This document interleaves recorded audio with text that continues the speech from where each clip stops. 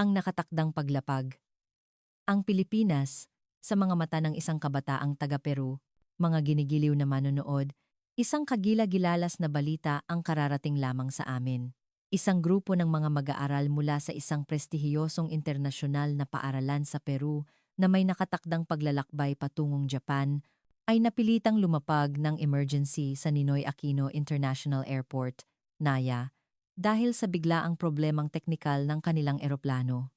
Ngunit mula sa sandaling tumapak ang mga mag-aaral na ito sa lupain ng Pilipinas, isang hindi kapani-paniwalang kuwento ang nagsimula. Hindi namin alam kung saan matatagpuan ang Pilipinas.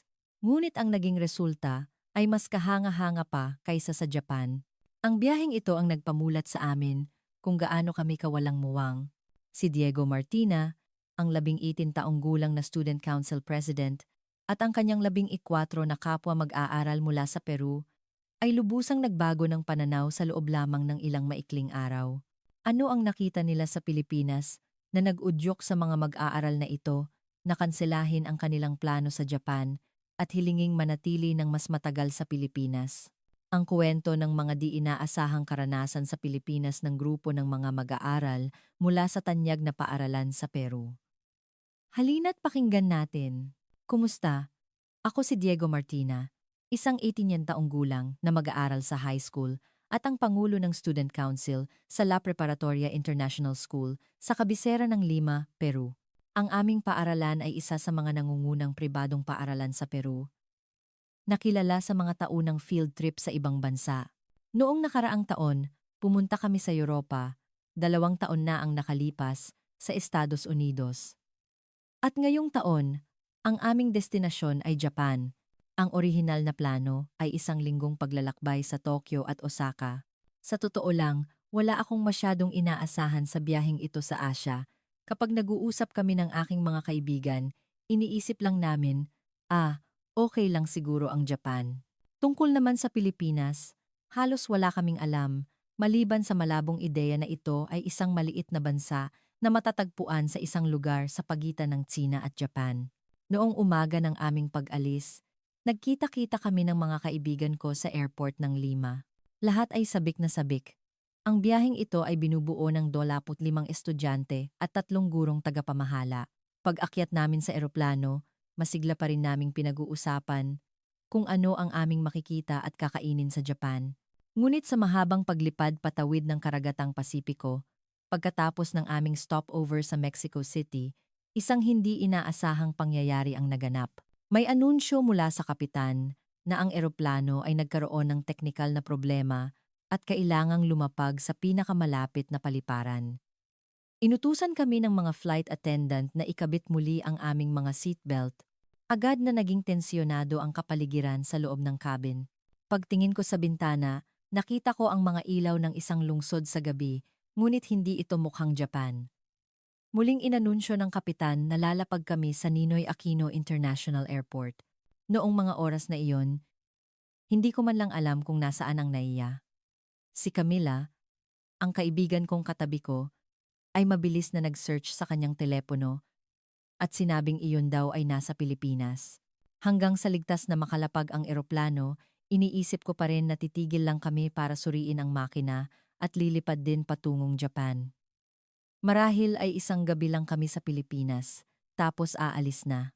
Ngunit mula sa sandaling bumaba ako ng eroplano, nagsimula akong mapagtanto na mali ako. Ang unang sandali na pumasok ako sa NAIA, ang laki nito ay higit pa sa aking inaasahan. Kung ikukumpara sa airport sa Lima, ito ay mas malawak at moderno sa paraang hindi mapapantayan.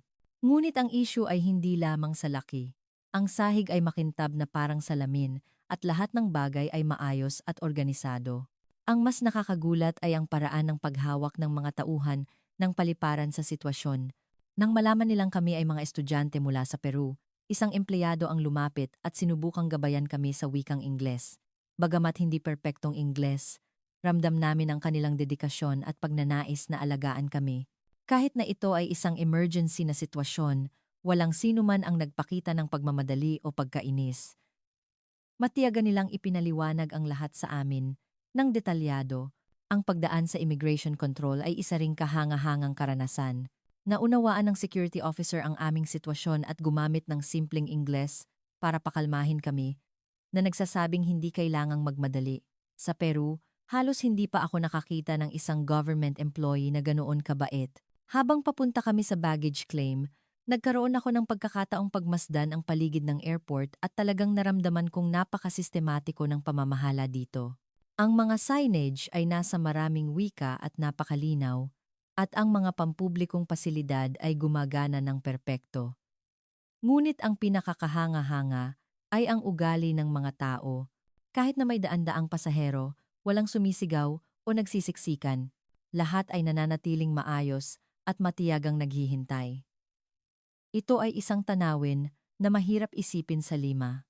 Nang gabing iyon, pumasok kami sa sentro ng Maynila at tumuloy sa isang hotel na pansamantalang inayos malapit sa Bonifacio High Street. Hindi ko alam kung ano ang mangyayari sa mga susunod na araw. Hindi ko rin inasahan na sa Pilipinas, isang lugar na akala ko ay pansamantalang hihintuan lang, ay may mga karanasang magpapabago sa buong pananaw ko sa buhay na naghihintay sa akin. Kinabukasan ng umaga, ang pakiramdam ng pagkamangha noong unang beses akong lumabas ng hotel at makita ang mga kalye ng Maynila ay sariwa pa rin sa aking alaala. Nagpasya kaming sumakay ng MRT mula sa isang istasyon sa Makati para maglibot sa sentro. Mula sa sandaling pumasok kami sa istasyon, para itong isang ganap na ibang mundo kumpara sa Lima. Sa platform, ang unang napansin ko ay ang pag-uugali ng mga tao. Kahit na rush hour at napakaraming tao, lahat ay nakapila ng maayos habang naghihintay ng tren. Pagdating ng tren, matiyaga silang naghintay na makalabas ang mga pasahero sa loob bago sila isa-isang pumasok. Ito ay isang kaayusan na hindi mo makikita sa Lima. Ang mas nakakagulat ay ang kapaligiran sa loob ng bagon. Kahit na puno ng tao, napakatahimik ng espasyo. Walang maingay na nakikipag-usap sa telepono o kumakain. Lahat ay nakatingin sa kanilang mga smartphone o nagbabasa ng libro, ninanamnam ang kanilang personal na espasyo. Sa pagsaksi sa tanawing ito, sa unang pagkakataon, ay naunawaan ko kung ano ang ibig sabihin ng community consciousness. Ang tren mismo ay kahanga-hanga rin. Ang sahig at mga dingding ay malinis, maliwanag ang ilaw, at walang pakiramdam na masikip tulad ng pagiging nasa ilalim ng lupa. Sinubukan kong gamitin ang pampublikong banyo sa istasyon at ito ay hindi kapanipaniwalang malinis. Hindi lang may toilet paper at sabon, mayroon pang hand lotion. Nang makarating kami sa lugar ng Bonifacio High Street, ako at ang aking mga kaibigan ay hindi makapagsalita. Kahit na ito ay isang lugar na may hindi mabilang na mga taong dumadaan, wala kang makikitang kahit isang piraso ng basura sa lupa. Si Camila ay napaiyak pa nga doon mismo. Nang tanungin ko kung bakit, sinabi niya na hindi lang dahil sa pagkabigla sa kalinisan, kundi dahil naantig siya na lahat ng tao ay nagsisikap na mapanatili ang ganoong kapaligiran. Ang mga tindahan ay kahanga-hanga rin. Bawat tindahan ay nagpapakita ng kanilang mga paninda ng maayos na may malinaw na mga presyo. Nang makita ng mga staff na kami ay mga dayuhan, binati nila kami ng napakabait. Kahit na may language barrier, sinubukan nilang gumamit ng mga kilos at ngiti para makipag-usap na nagparamdam sa amin ng malaking pasasalamat. Nang hapong iyon, naligaw kami dahil hindi kami nakakaintindi ng Tagalog kaya hindi namin mabasa ang mga karatula. Kahit na may mapa sa aming mga telepono, mahirap matukoy ang aming eksaktong lokasyon. Mahigit 1 oras kaming paikot-ikot sa isang lugar. Sa sandaling iyon, isang Pilipinong estudyante ang nakakita sa aming pagkalito at kusang lumapit. Ang pangalan ng estudyanteng iyon ay Juan. Nagtanong siya sa Ingles kung kailangan namin ng tulong. Matapos naming ipaliwanag ang sitwasyon, agad niyang binuksan ang isang translation app sa kanyang telepono para makipag-usap. Hindi lang itinuro ni Juan ang daan. Nang malaman niyang kami ay mula sa Peru, inirekomenda pa niya ang isang masarap na restauran ng pagkaing Pilipino sa malapit. Inilaan niya ang kanyang oras upang tulungan ang mga hindi kilalang dayuhan nang hindi nagpapakita ng anumang pagkainis. Pagkatapos naming magpaalam kay Juan, hinanap namin ang restaurant na kanyang inirekomenda at nagkaroon kami ng isa pang malalim na impresyon. Nang umorder kami, nalaman ng may-ari na kami ay mga dayuhan at dahan-dahang ipinaliwanag ang bawat item sa menu. Tinanong pa niya kami tungkol sa aming tolerance sa anghang para subukang iakma ang pampalasa sa aming panlasa. Pag-alis sa restauran at paglalakad sa mga kalapit na kalye, natuklasan ko ang isa pang aspeto ng lipunang Pilipino. Ang mga kalye ay napakalinis, hindi lamang dahil sa mahusay na serbisyo sa kalinisan, kundi dahil ang mga tao ay nakasanayan ng hindi magtapon ng basura kahit saan. Nakakita ako ng isang taong kumakain ng street food na itinago ang basura sa kanyang bag hanggang sa makahanap siya ng basurahan bago ito itapon. Nang gabing iyon, pauwi sa hotel, dumaan ako sa isang convenience store. Dito, naramdaman ko ang pinakamalaking pagkakaiba kumpara sa Peru. Kahit na lampas na ng sampe ng gabi, isang babaeng empleyado na mukhang nasa 20s pa lang ang nag-iisang nagtatrabaho. Ang mas nakakagulat ay sa oras na iyon, may iba pang mga babaeng customer na casual na namimili. Sa Lima, ang isang babaeng nag-iisa sa gabi ay napakadelikado, ngunit dito ay ganap na iba. Binati kami ng staff ng tindahan ng may kabaitan. Nang sabihin kong galing ako sa Peru, nagpakita siya ng interes at sinubukang makipag-usap sa simpleng Ingles. Pauwi sa hotel, tumingin ako sa paligid. Kahit gabi na, maliwanag pa rin ang mga kalye, na may mga streetlights na naka-install sa tamang distansya, halos walang madilim na sulok. Kahit sa oras na ito may nakikita pa akong mga taong nag-jogging, mga mag-asawang namamasyal, at mga grupo ng kabataang nag-uusap. Lahat ay mukhang relaxed at natural. Kinabukasan, nagkaroon kami ng pagkakataong bisitahin ang isang pampublikong high school sa Metro Manila. Ang mga pasilidad pa lang ng paaralan ay kahanga-hanga na. Bawat silid-aralan ay may modernong digital equipment. Ang library at science laboratory ay napakasistematiko rin ng pamamahala. Ang pinakaikinagulat ko ay ang sistema ng pananghalian. Kahit na may higit sa 1,000 mag-aaral na sabay-sabay kumakain, lahat ay naganap ng napakaayos. Bawat baitang ay may sariling pila para sa pagkain, at lahat ng mag-aaral ay sumusunod dito ng natural. Habang nakapila, walang nagsisiksikan o nagtutulakan.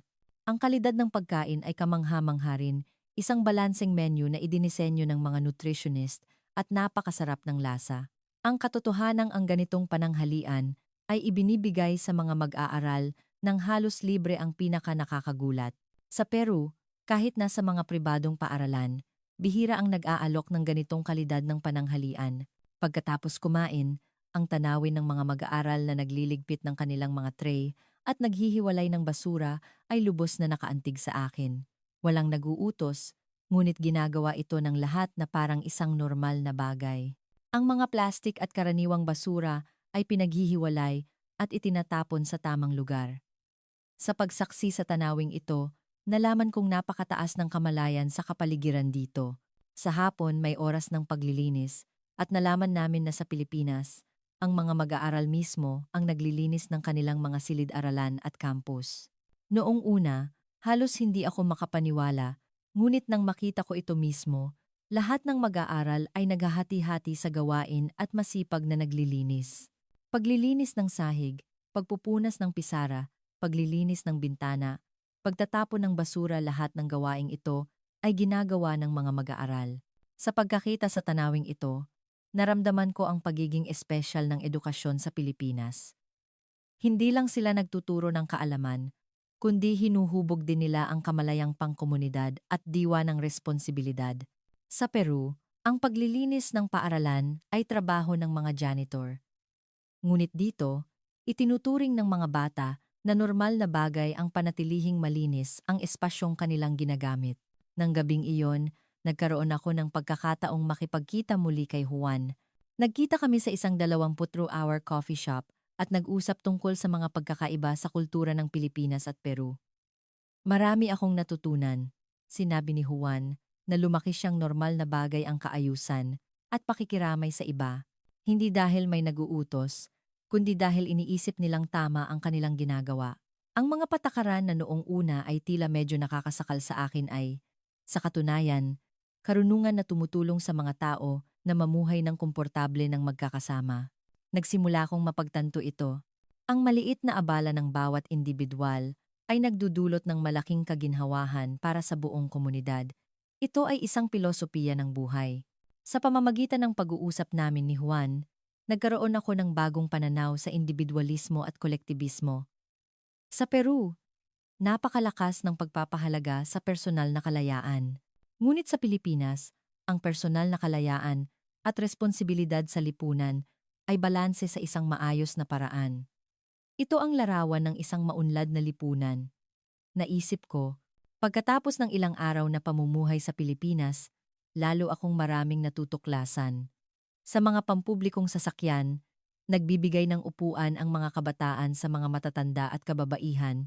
Sa mga kalye, kusa na tumutulong ang mga tao sa mga naka-wheelchair at ang mga mababait na lokal ay nagtuturo ng direksyon sa mga dayuhang tulad namin. Lahat ng ito ay hindi nagkataon lamang kundi isang kulturang malalim na nakaugat sa lipunang Pilipino. Sa ika-4 na araw, nagkaroon ako ng pagkakataong direktang maranasan ang digital technology ng Pilipinas. Dinala ako ni Juan sa iba't ibang lugar para makita kung paano ginagamit ng mga Pilipino ang teknolohiya sa kanilang pang-araw-araw na buhay. Noong una, inakala ko lang na ito ay isang bansa na may advanced technology, ngunit nang maranasan ko ito mismo, napagtanto kong higit pa pala ito. Simula pa lang sa pag-order ng kape sa isang coffee shop sa umaga ay nakakagulat na. Ginamit ni Juan ang isang app sa kanyang telepono para mag-order ng kape ng maaga. Pagdating namin doon, handa na ang kape, hindi na kailangang pumila at bayad na rin. Ang pagkakaroon pa lang ng ganitong sistema ay kahanga-hanga na, ngunit ang mas nakakagulat ay kung paano ito ginagamit ng isang ordinaryong estudyante ng natural. Ganoon din noong sumakay kami ng MRT. Ginamit ni Juan ang kanyang smartphone bilang ticket, kailangan lang iscan ang isang QR code para magbayad. May libreng wifi din sa istasyon. Sa sistema ng tren sa Lima, madalas na mahina ang signal ng internet. Ngunit dito, kahit malalim sa ilalim ng lupa, mabilis pa rin ang koneksyon. Noong tanghalian, may isa pang kawili-wiling karanasan. Nag-scan si Juan ng QR code sa labas ng restaurant para magparehistro sa waiting list. Pagkatapos ay naglakad-lakad muna kami. Nang may dumating na text message na kami na ang susunod, saka kami bumalik sa restaurant. Hindi na kailangang tumayo at maghintay sa pila. Masusulit mo ang iyong oras. Nang umorder kami sa loob ng restaurant, gumamit din kami ng tablet na nasa mesa. Ang menu ay digital na may mga larawan at detalyadong paglalarawan at mayroon pang English menu. Mula sa pag-order hanggang sa pagbabayad, lahat ay maaaring gawin sa mesa. Napakaginhawa talaga. Ngunit sa ilalim ng lahat ng digital technology na ito, hindi nawala ang init ng pagkatao. Ito ang pinakakahanga-hanga. Ang staff sa coffee shop ay bumabati pa rin. Nang may kabaitan, ang mga waiter sa restaurant ay napakamaalaga pa rin. Hindi pinapalitan ng teknolohiya ang ugnayan ng tao sa tao, kundi nagsisilbing suporta sa isa't isa. Sa gabi, sinubukan kong gumamit ng food delivery app. Tinuruan ako ni Juan kung paano mag-order sa telepono. May hindi mabilang na mga restaurant at pagkain na mapagpipilian. Pagkatapos mag-order, masusubaybayan mo ang lokasyon ng rider sa real time. Sa loob ng 30 minuto, naihatid na ang mainit na pagkain. Ang nakakagulat ay napakagalang ng delivery rider. Nang makita niyang dayuhan ako, ngumiti siya, bumati, at iniabot ang pagkain. Hindi lang ito basta paghahatid, kundi isang pagpapakita ng tunay na diwa ng serbisyo. Mula sa lahat ng mga karanasang ito, naunawaan ko ang tunay na kahulugan ng pag-unlad ng teknolohiya. Sa ika-5 araw, nagkaroon ako ng pagkakataong makilala ang lola ni Juan. Kahit na higit 80 taong gulang na siya, napakahusay niyang gumamit ng smartphone na nakakagulat. Ikinuwento niya na namimili siya online, nag-book ng appointment sa ospital, at kahit na nagvi-video call sa kanyang mga anak at apo. Isang ganap na ibang larawan kumpara sa lola ko sa Peru. Sinabi niyang mahirap noong una. Ngunit may libreng klase sa paggamit ng telepono sa kanilang barangay, kaya natuto siya. Hindi dahil matanda na ay naiiwan, kundi may isang sistema ng suporta para lahat ay umunlad. Ito ay lubhang kahanga-hanga. Iyon ang larawan ng isang tunay na makataong lipunan. Naisip ko, sa bus, nagkaroon din ako ng katulad na karanasan. Nang makita ang isang taong naka-wheelchair na sumasakay, maraming tao ang kusang nagbigay daan at tumulong. Walang nag-uutos. ngunit ginagawa ito ng lahat na parang normal na bagay. Sa pagsaksi sa tanawing ito, naramdaman ko ang pagiging mature ng lipunang Pilipino.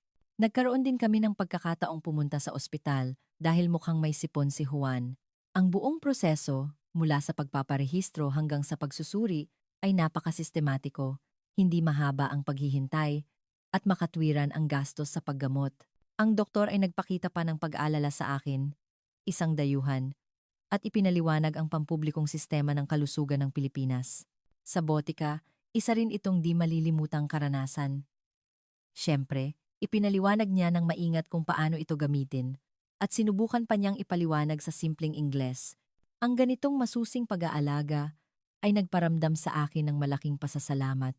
Nang gabing iyon, naglakad-lakad kami ni Juan sa tabi ng Ilog Pasig.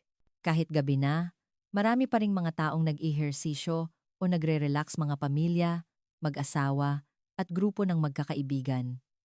Bawat isa ay ninanamnam ang kanilang sariling oras. Ang mahalaga, lahat ay mukhang ligtas at payapa.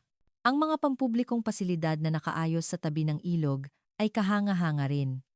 May malinaw na hiwalay na bike lane at daanan ng mga naglalakad. May mga banyo at sapat na pasilidad. Parang lahat ay idinisenyo para sa kaginhawahan ng mga tao. Nang gabing iyon, pauwi sa hotel, napag-isip-isip ko na sa Pilipinas, ang teknolohiya at pagiging makatao ay perpektong magkahalo. Ito ang larawan ng isang tunay na maunlad na lipunan. Ang pagiging mayaman lamang sa ekonomiya o pagkakaroon ng advanced technology ay hindi sapat para maging isang tunay na sibilisadong bansa. Napagtanto ko ito, sa umaga ng ika-6 na araw, tumawag ang airline para sabihing naayos na ang eroplano at maaari na kaming lumipad patungong Japan ayon sa plano. Dapat sana ay magandang balita ito, ngunit kakaiba. Ako at ang aking mga kaibigan ay nakaramdam ng pag-aalinlangan. Ang mga maikling araw na ginugol namin sa Pilipinas ay napakakahanga-hanga kaya't gusto naming manatili ng mas matagal. Nang hapong iyon, ginugol namin ang aming huling oras kasama si Juan at ang iba pang mga Pilipinong estudyanteng kaibigan niya. Nagkita kami sa Bonifacio High Street at taimtim na nag-usap tungkol sa kultura ng Pilipinas at Peru. Ang dating pagkailang dahil sa pagkakaiba ay napalitan na ngayon ng pag-unawa. Ang mga Pilipinong estudyante ay nagpakita rin ng malaking interes sa kultura ng Peru.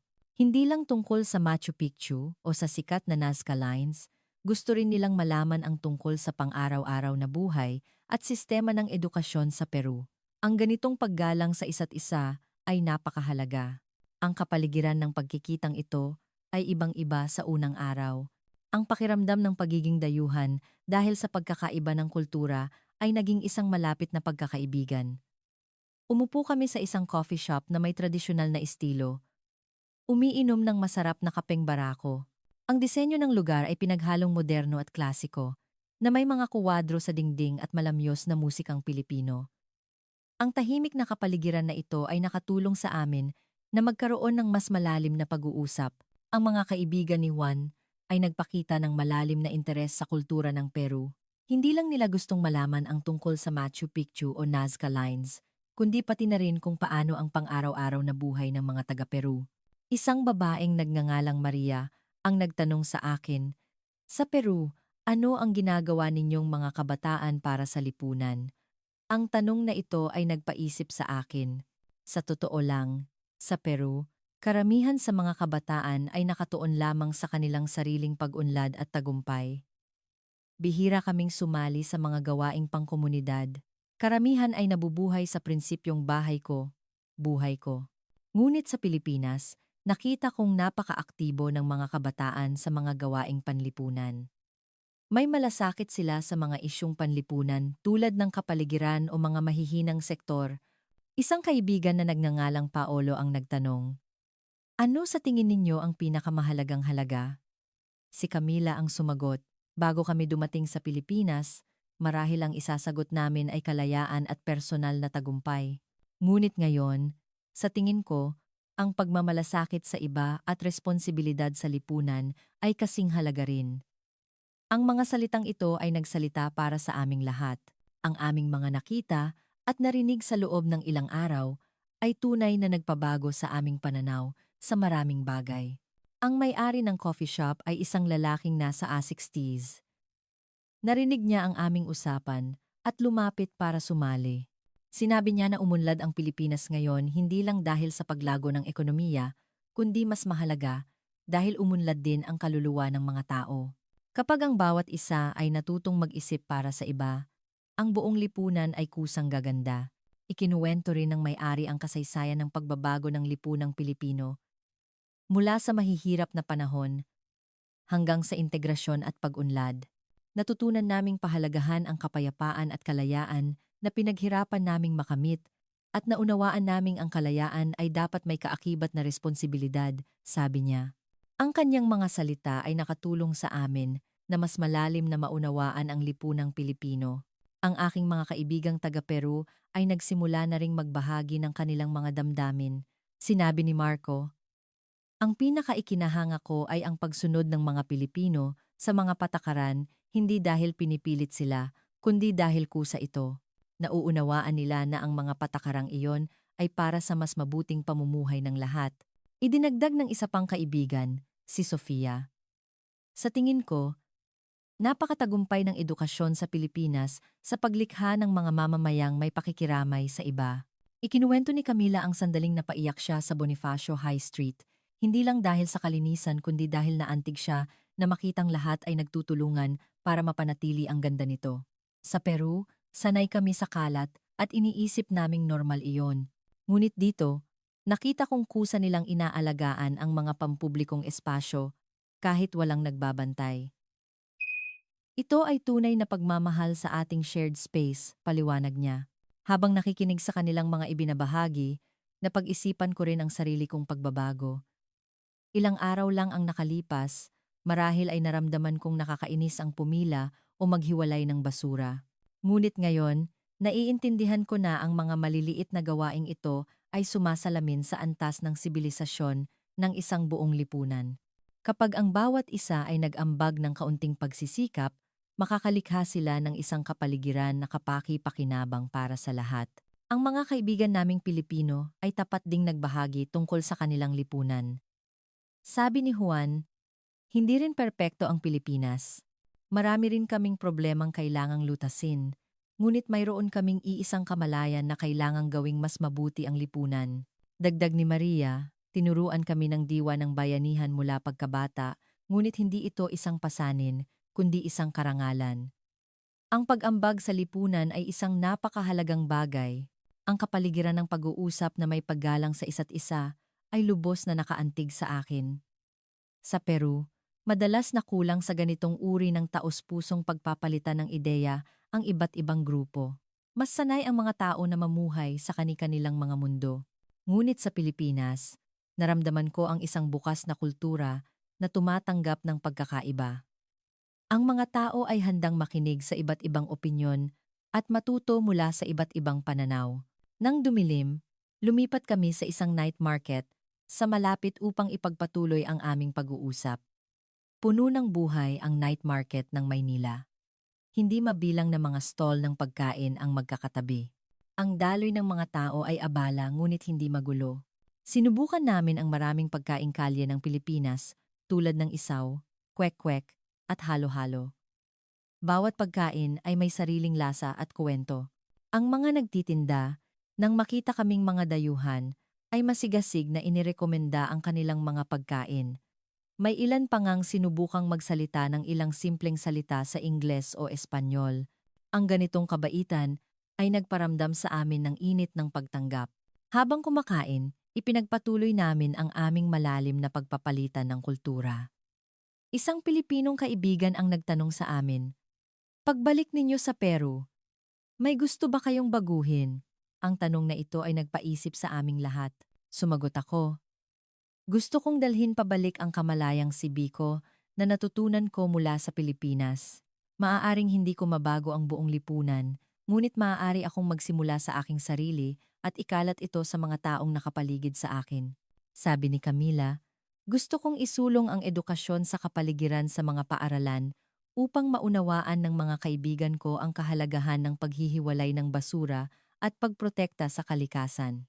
Sabi naman ni Marco, Gusto kong sumali sa mas maraming gawaing voluntaryo para tulungan ang mga nangangailangan. Nang marinig ang aming mga iniisip, ang aming mga kaibigang Pilipino ay napakasuportado at nagbigay ng lakas ng loob. Sinabi ni Juan na ang pagbabago ay hindi isang bagay na nangyayari sa isang iglap. Ngunit hanggat may nagsisimulang kumilos, lilikha ito ng ripple effect. Pagkatapos maglakad sa night market, pumunta kami sa pampang ng Ilog Pasig. Ang ilog sa gabi ay napakaganda, na sinasalamin ang mga ilaw mula sa magkabilang pampang. Ang hangin ay malamig at banayad. Kahit gabi na, may mga tao pa ring nag-eehersisyo at namamasyal. Lahat ay mukhang ligtas at payapa. Umupo kami sa isang bench, nakatingin sa kabilang pampang, at nagbahagi ng mga kwento tungkol sa aming buhay.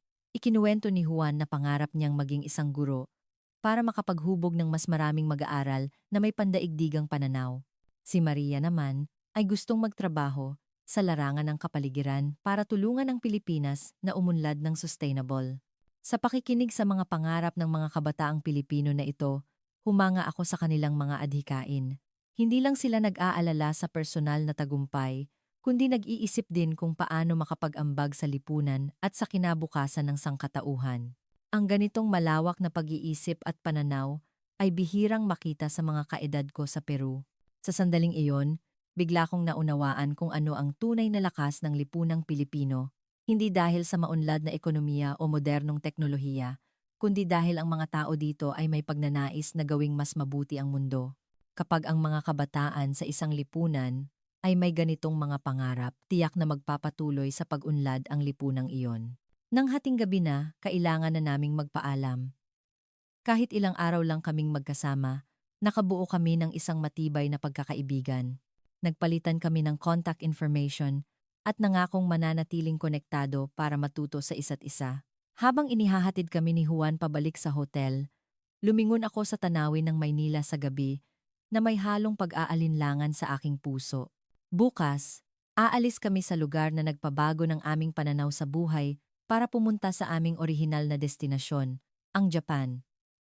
Ngunit alam kong nagtanim ang Pilipinas ng isang binhi sa aming mga kaluluwa. Ang bining ito ay sasama sa amin pabalik sa Peru at sisibol sa aming mga buhay. Lagi nitong ipapaalala sa amin kung ano ang mga tunay na halaga na dapat itaguyod at kung ano ang isang makabuluhang buhay. Ang Pilipinas ay hindi lang nagturo sa amin tungkol sa panlabas na kagandahang asal at kaayusan, kundi pati na rin sa panloob na kabutihan at responsibilidad. Ito ang pinakamahalagang bagay sa aming buhay. 6 na buwan ang lumipas, nag-apply ako para sa isang student exchange program sa University of the Philippines. Kahit na limitado pa ang aking kakayahan sa Tagalog, tiwala akong hindi matatawaran ang aking sigasig. Sa kabutihang palad, natanggap ako at nakabalik sa Pilipinas. Ang pakiramdam ng pananabik, nang muling tumapak sa NAIA pagkatapos ng isang taon, ay hindi maipaliwanag. Sa pagkakataong ito, hindi bilang isang ordinaryong turista, kundi bilang isang mag-aaral na tumulong sa akin na mas malalim na maunawaan at maramdaman ang lipunang Pilipino. Sinalubong ako ni Juan sa airport. Napakalaki ng aming kagalakan nang magkita muli pagkatapos ng isang taon. Ngunit nang makita niya akong bumati sa Tagalog, labis siyang nagulat. Ang buhay kolehiyo ay isang walang tigil na proseso ng pag-aaral. Ang pagkakaroon ng pagkakataong mag-aral at gumawa ng mga group project kasama ang mga Pilipinong estudyante ay direktang nagparamdam sa akin ng kahusayan ng sistema ng edukasyon sa Pilipinas. Bukod pa rito, sa pamamagitan ng mga aktibidad sa club, nalaman ko kung ano ang iniisip at paano namumuhay ang mga kabataang Pilipino. Ngayon, kapag iniisip ko ang emergency landing sa NAIA, ang araw na iyon ang pinakamahalagang sandali na nagpabago sa aking buhay. Sa pamamagitan ng bansang nagngangalang Pilipinas, natutunan ko ang kahulugan ng isang tunay na sibilisadong bansa at napagtanto ko kung anong uri ng tao ang dapat kong maging sa hinaharap. Pinakamahalaga, lumawak ang aking pananaw sa mundo. Ito ang pinakamalaking aral na aking natutunan. Ngayon ay mayroon akong isang pangarap. Pagbalik ko sa Peru, gusto kong gamitin ang mga natutunan ko sa Pilipinas para mag-ambag sa pag-unlad ng aking bansa. Isang araw, gusto kong maging tulay sa pagitan ng Pilipinas at Peru. At ang simula ng lahat ng iyon ay ang di inaasahang paglapag noong araw na iyon, Sa panahon ko bilang exchange student sa Pilipinas, nagkaroon ako ng pagkakataong mas malalim na tuklasin ang iba't ibang rehiyon ng bansa. Bawat paglalakbay ay nagbigay sa akin ng karagdagang pag-unawa sa lupaing ito. Sa aming unang malayong biyahe, pinili naming puntahan ang Vigan, ang lungsod na tinaguri ang World Heritage Site. Mula Maynila, lumipad kami papuntang Lauag at naglakbay papuntang Vigan. Ang pagiging on-time at kaginhawahan ng mga domestic airline ay humanga sa akin. Ang ganitong kahusayan sa transportasyon ay mahirap isipin sa Peru. Pagdating sa Vigan, agad kong naramdaman ang isang kapaligiran na ibang-iba sa Maynila. Kung ang Maynila ay isang modernong at masiglang metropolis, ang Vigan ay isang sinauna, tahimik na lungsod na puno ng kasaysayan. Ang mga makikitid na eskinita, mga lumang bahay, at mga kurbadong bubong ng simbahan lahat ay nagkukuwento ng isang dating maunlad na daungan. Ang pinakaikinahanga ko ay ang pagpapahalaga at pagsisikap ng mga taga-Vigan na pangalagaan ang kanilang kultura. Mula sa mga gawang kamay na parol, sinaunang arkitektura, hanggang sa mga kaugalian at tradisyon, lahat ay maingat na pinapanatili at ipinapasa. Sa Peru, maraming tradisyonal na kultura ang unti-unting nawawala sa agos ng modernisasyon, ngunit natagpuan ng mga Pilipino ang balanse sa pagitan ng tradisyon at modernidad. Ang aming pangalawang destinasyon ay ang Cebu. Kung ang Vigan ay kumakatawan sa tradisyon, ipinapakita naman ng Cebu ang tagumpay sa pag-angkop sa modernidad. Ang matataas na gusali, modernong mga tulay na tumatawid sa Mactan Channel, at advanced na urban infrastructure ay nagpapakita ng sigla ng lungsod na ito. Ngunit ang pinakaikinahanga ko ay ang tagumpay sa pagpapanumbalik at pagprotekta sa kapaligiran.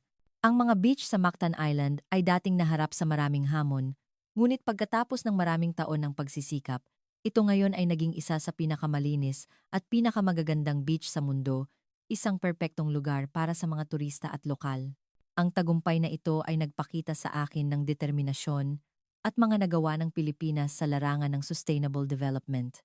Ang ikatlong destinasyon ay ang El Nido, Palawan, isang natural na kababalaghan ng mundo.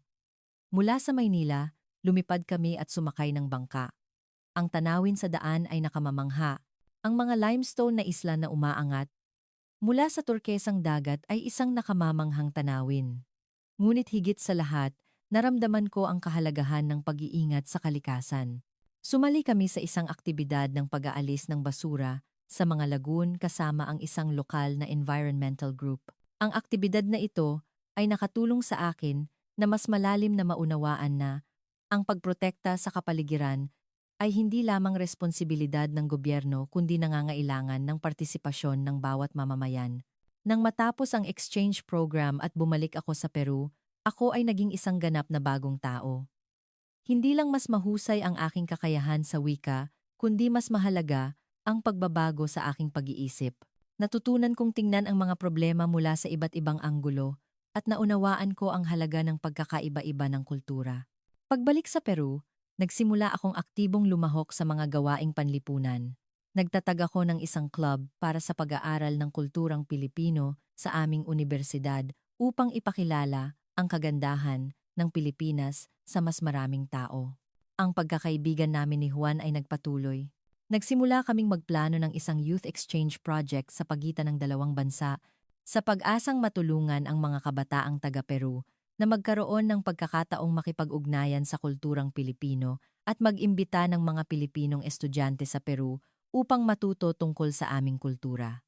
Sa aking bayan sa Lima, sinimulan kong isabuhay ang mga natutunan ko mula sa Pilipinas pagsali sa mga gawaing pangkapaligiran sa komunidad, pagpapanatili ng kaayusan sa mga pampublikong lugar, at pagtulong sa mga nangangailangan. Kahit na maliliit na pagbabago lang ito, naniniwala akong makakalikha ito ng ripple effect. Sa kasalukuyan, inihahanda ko ang aking aplikasyon para sa isang master's program sa Pilipinas. Umaasa akong mas malalim pang matuto at, sa hinaharap, makapag-ambag sa pagpapaunlad ng relasyon sa pagitan ng ating dalawang bansa.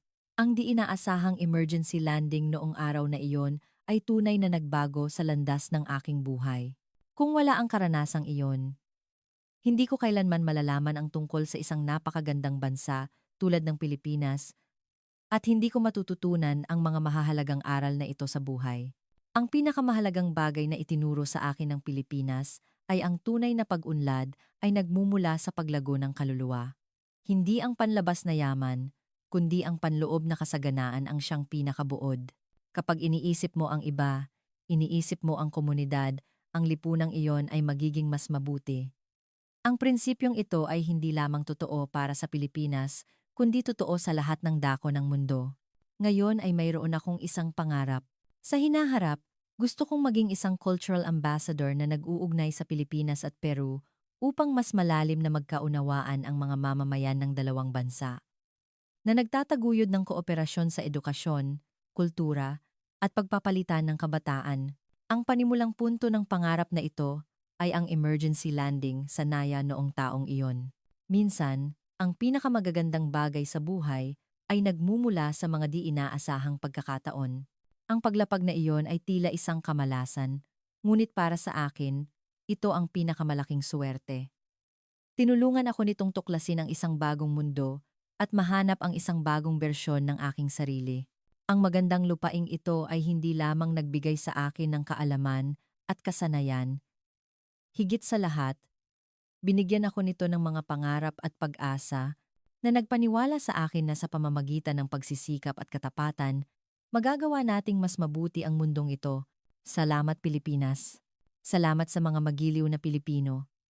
Salamat, Juan, at sa lahat ng mga taong tumulong sa akin.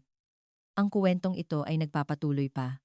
Ang aking paglalakbay sa Pilipinas ay hindi pa natatapos. Magpapatuloy ito sa buong buhay ko at magiging inspirasyon ko para sumulong